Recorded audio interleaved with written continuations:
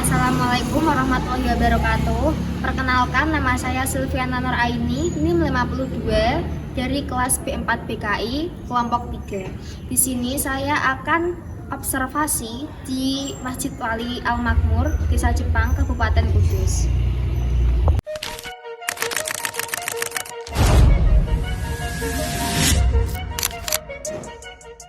A few moments later.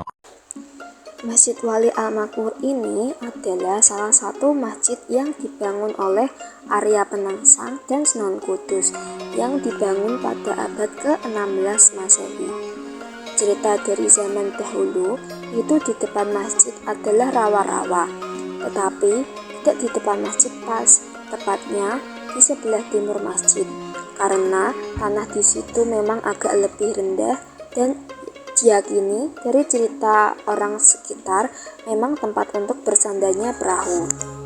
Lalu hubungannya Arya Penangsang dengan Sunan Kudus itu adanya bukti kalau yang membangun masjid adalah Arya Penangsang. Beliau adalah murid dari Sunan Kudus, bahkan sudah diangkat menjadi anak oleh Sunan Kudus karena Arya Penangsang sejak kecil adalah yatim piatu. Jadi sedekat itu hubungannya Arya Penangsang dengan Sunan Kudus.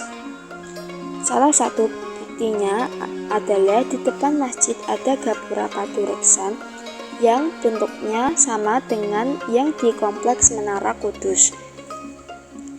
Lalu sumur yang ada di masjid itu berasal dari tongkat Sunan Kudus yang ditancapkan, kemudian dikeluarkan menjadi sumber air, kemudian dibangun sumur di situ.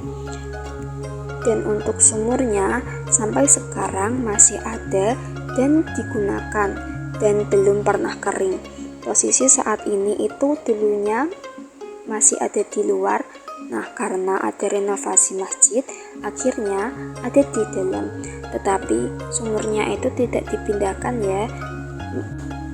Nama Al-Makmur dalam bahasa Arab berarti yang makmur atau yang selalu didatangi. Ini adalah istilah religius yang sering digunakan untuk menamai tempat ibadah yang aktif digunakan dan dipenuhi ibadah serta doa. Nama ini kemungkinan diberikan untuk menunjukkan bahwa masjid tersebut bukan hanya tua secara usia, tetapi juga makmur secara spiritual. Awalnya masjid ini itu disebut dengan Masjid Jipang karena berada di wilayah Jipang Panolan. Namun seiring dengan semakin dikenalnya nilai-nilai spiritual dan sejarah masjid ini, nama Al-Makmur mulai digunakan, mungkin juga untuk memperkuat identitas Islam dan makna filosofis dari masjid tersebut.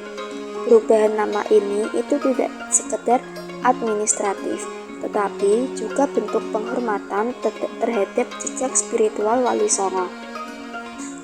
Meskipun masjid ini mengalami perubahan beberapa kali, masih ada bagian-bagian yang diyakini asli dari sejak zaman dahulu dari Sunan Kudus atau Arya Penangsang, seperti Sokokuru atau 4 tiang utama yang biasanya dibuat dari kayu jati tanpa sambungan. Yang kedua ada mimbar dan mihrab yang meskipun telah diperbarui masih menyimpan elemen ukiran asli. Selanjutnya ada gapura Patureksa, pintu masuk khas masjid kuno Jawa yang menunjukkan pengaruh arsitektur Majapahit Islam. Selanjutnya ada benda pusaka seperti kendi air wudhu, Al-Quran lama, atau pakaian takmir dari zaman dahulu masih disimpan sebagai warisan. Bagian-bagian ini itu dijaga ketat dan tidak semua dibuka untuk umum, tetapi tetap dirawat sebagai penanda sejarah dan spiritualitas masjid. Tradisi Rebo Wekasan adalah warisan spiritual yang dirayakan setiap Rabu terakhir di bulan Safar. Di Masjid Al-Makmur, air dibagikan kepada jamaah dan dipercaya memiliki khasiat untuk menolak balak atau musibah. Air ini biasanya diambil dari sumur yang dianggap sakral, yaitu sumur yang ada di dalam masjid dan dicampur dengan air doa, atau dalam beberapa kasus dari air wudhu yang telah didoakan oleh ulama setempat. Banyak masyarakat yang masih percaya air ini membawa keberkahan, terutama jika dibawa pulang atau dipakai mandi dan dibuat minum.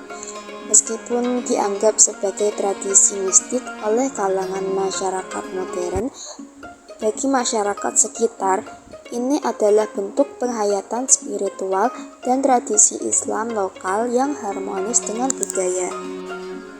Pembangunan Masjid Al-Makmur disebutkan merupakan hasil kerjasama antara Sunan Kudus dan Arya Penangsang. Sunan Kudus memberikan arahan spiritual dan desain dasar masjid yang mengadopsi arsitektur khas Jawa Islam, sementara Arya Penangsang menyediakan tenaga dan logistik.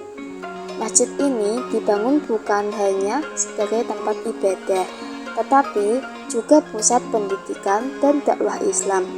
Dengan pendekatan damai dan kultural, tradisi oral menyebutkan bahwa Arya Penangsang bahkan ikut serta secara langsung dalam panggilan dan membangun struktur yang awalnya bukti bahwa masjid ini dibangun dengan semangat, gotong royong, dan cinta terhadap agama. Masjid ini sejak dahulu berfungsi sebagai pusat pengajaran Islam yang modern. Nilai-nilai yang diajarkan tidak hanya soal ibadah, tetapi juga toleransi antar umat beragama, kebudayaan lokal, dan etika sosial.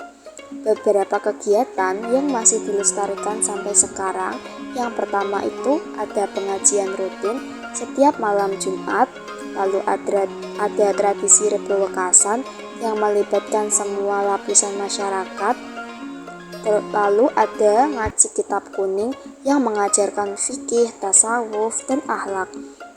Lalu ada kegiatan tahlilan dan doa bersama antar warga lintas golongan yang memperkuat kohesi sosial.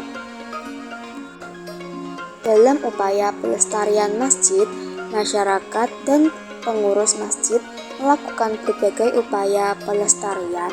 Yang pertama, ada perawatan rutin pada soko guru dan atap masjid. Lalu ada konservasi kayu dengan pelumas alami agar tidak keropos.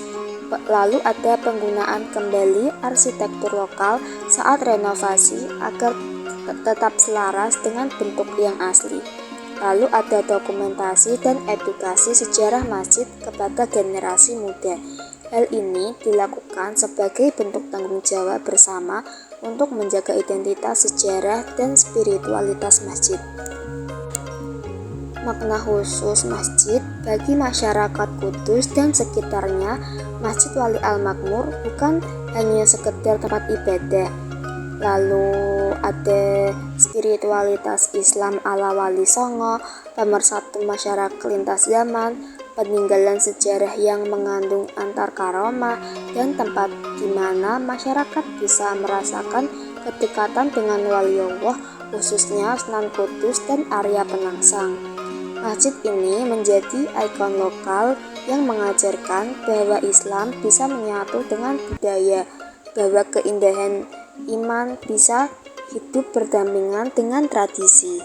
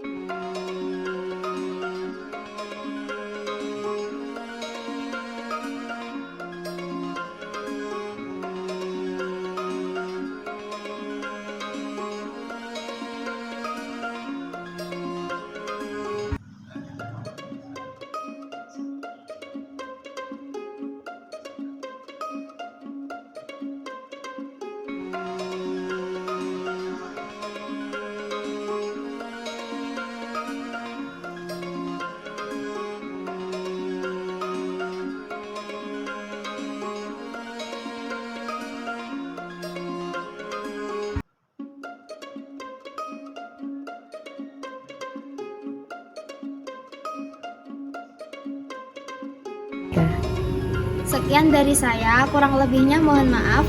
Wassalamualaikum warahmatullahi wabarakatuh.